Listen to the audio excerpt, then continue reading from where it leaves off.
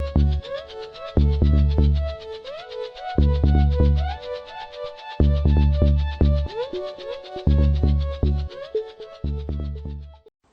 and welcome back, Viking Sports followers. It's been some time since we've been on. We're in the process at the moment of trying to sort the page out, moving forward with some people coming in to support us with different aspects of Viking sports. So keep your eye out on that. We will be back very soon. Before we jump on today, we've got Emma Parker coming on with us today, just to really support her on her last day. She's been doing a fundraiser for cancer research, very close to my heart, and we'll get to know a bit about why she's raising the money that she's been doing throughout March, doing her 10,000 steps a day, and see what she's been doing as well in the background since we last spoke. So without further ado, we'll get her in and we'll see what we can do.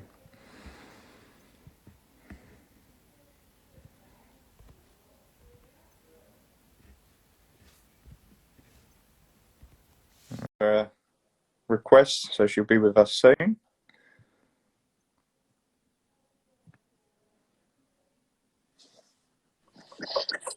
Hi Emma, how are you? Okay. Good. So thank you for coming back on with us again today. I know it's going to be a little bit different really, as we thought we'd come on and have a chat about all the fundraising you've been doing this month.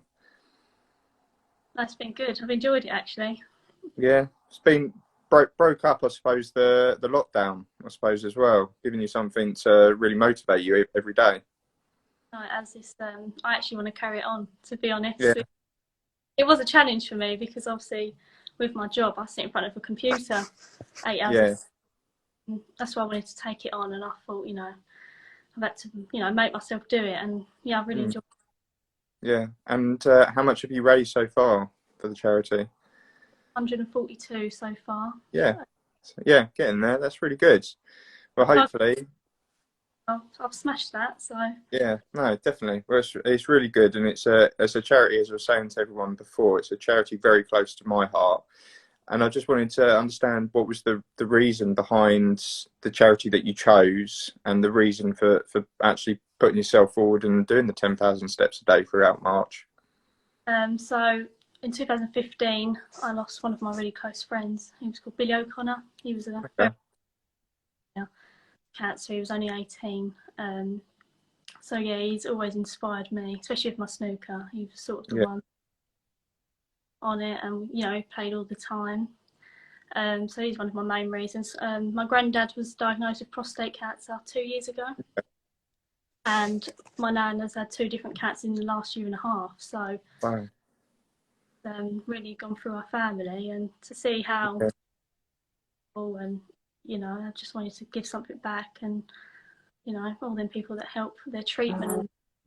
No, it's until you've had it and experienced something as close as whether that's a family friend, a family member, or a very close friend, until it actually hits you personally, it's very, very difficult. But everything that the people do within the background, whether that's nursing staff or people just having a chat with someone and picking up the phone and having a chat with them, it goes a long way for that person that's going through, whether they're going through treatment or end of life support, whatever it may be. There's so much that these charities do in the interim, as well as obviously looking for treatment and different courses of treatment that are available, which has come along so far over the last few years. They are so amazing. Those, I remember going up to the hospital with my nan a few times, and it's just seeing people what they have to go through. You just realise how lucky you are. Yeah. And they're not appreciated enough, those nurses. No. Really, because they were so good. And, yeah, no, definitely. It's that they're there really from day dot, and they see throughout, whether that's to come out the other side, or sadly they end up losing their battle. So they see it throughout, from coming in on a relative high. They're full of life still, and then it can deteriorate quite quickly, which is just such a such a shame. And obviously they've got to be very strong-willed to do the job that they do. And they're never there without a smile on their face, which is incredible, really. Yeah. Home and just like take it deal with, and I just, yeah, how they're so strong, it baffles me. But yeah, they are Yeah. really amazing people. No, so it's fantastic what you've done, and and it will, whatever money you've raised and will raise moving forward will be greatly appreciated. I know that firsthand. So you've done a fantastic job, and yeah, as you said, hopefully you can continue it. Yeah, I would like to try. Yeah. So talking a bit about snooker, obviously, new season coming up and everything. So I saw earlier on Ronnie's got some news next Tuesday, so it'd be interesting to see what that may be. But what's happening for you? What plans have you got now that we're kind of coming out the other side and sports slowly getting back in? Obviously, outside sport at the moment. Hopefully, get some tournaments up and running for you guys. So what plans have you got at the moment? There's been talk of like what's going to happen in the future. I think we're going to have a few English events. Obviously, with the travel restrictions, we've got a lot of girls from Asia Yeah, that will come over so soon. So yeah, I still think it's going to be about August, September time. yeah, But yeah, hopefully we can get some more events on the calendar and just get back to it. I've missed it so much. yeah. No, definitely. It's just been such a shock for for the game and for amateurs that were so close to taking that step up, and then for it to all of a sudden just be like, no, there's nothing at all. Would you take, if given the opportunity, would you take the opportunity to have, like they've done over, well, the end of last year going into this year, where it was tournament after tournament after tournament? Would that be something that you would just grab with both hands now, along with everyone else? Yeah, Don't realise how much you miss it, and even like just going down the club to play someone, you haven't even been able to do that. I've sort of just been yeah, practicing having a game with my dad, and that's about it. So yeah, I think you take it a bit for granted just going to these tournaments. So everything yeah. that comes when we get back. So And your local club, I know our local club is can't wait to open. I think it's the date in May. I can't remember the date in May that they're going to be opening.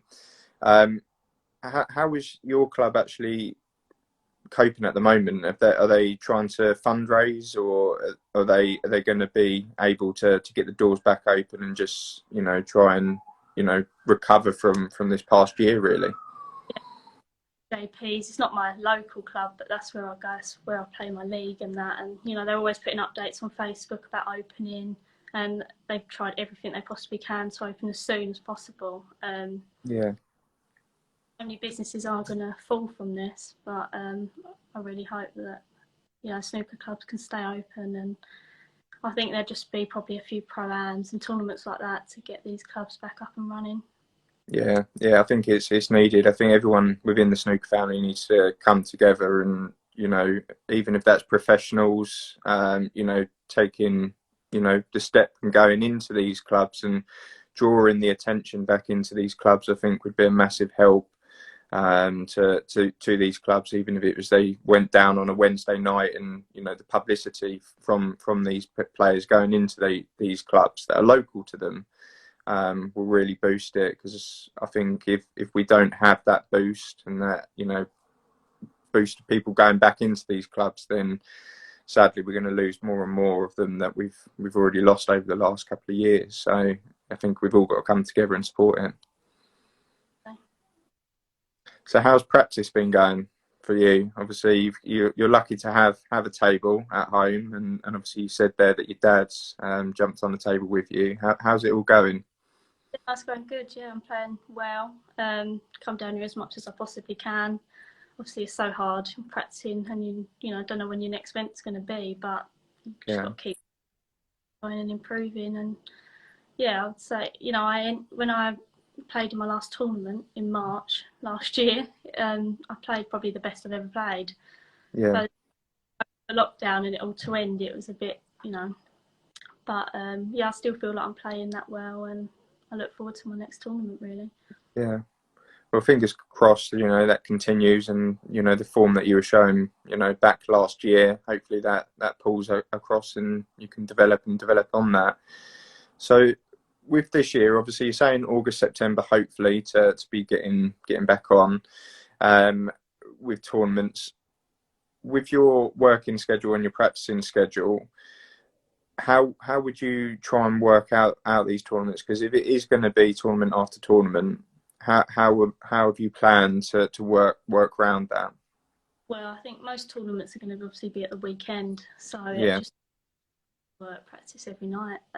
yeah, I can really do it working full time, but you don't know what's going to happen if it becomes more popular and there's loads more events. Then maybe I have to look for something part time, or mm, you know a bit more, because obviously with these new tour cards as well, it's really kicking off. So you just don't know what's going to happen. yeah. That's it. And have you kept in contact with a lot of people off the tour? Yeah, I'm quite close to a lot of the girls on the tour. It's missing them as well. You feel like you haven't seen them in such a long time, and it's such a laugh going to these tournaments with like your friends. And yeah, I've missed that as well. It's the social aspect, isn't it, as well, with snooker, because a tournament isn't just like a football tournament. It's two teams. That's it.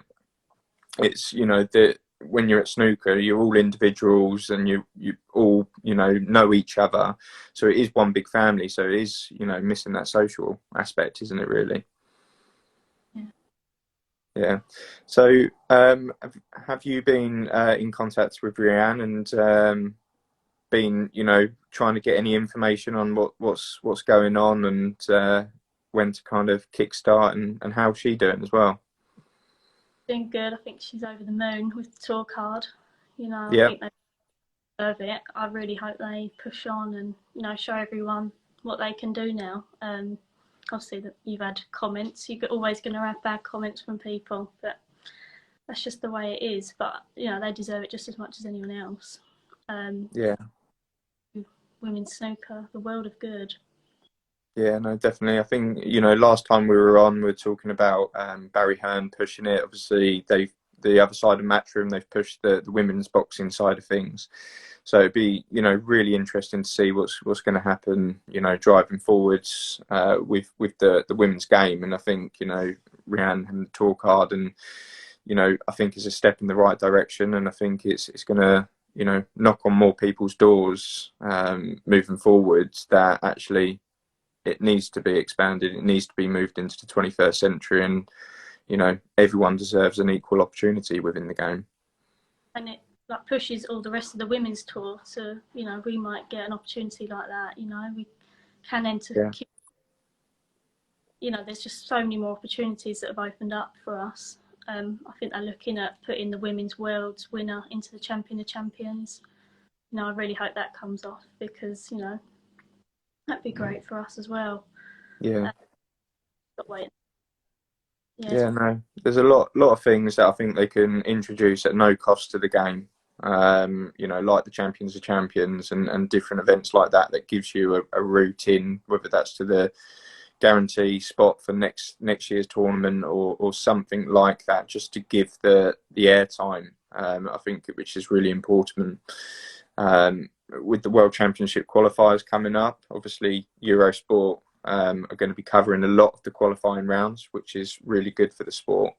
But what I think needs to be introduced is a lot more airtime for the women's game, which I think is something that's got to be driven. I think the women's football, I think that they just signed a multi-million-pound deal for that to be broadcast across Sky and BT Sports and the BBC. So it's starting to happen. It's starting to move in the right direction for women's sport. But I think snooker, I think, needs the likes of Barry Hearn to really push it, and hopefully they can. yeah. Hopefully, on Yi and Rianne will get a few televised matches, and they've only Yeah, day, and hopefully people realise that why can't we be televised, or even one event a year? Do you know what I mean? It's just something, but yeah, hopefully it will yeah.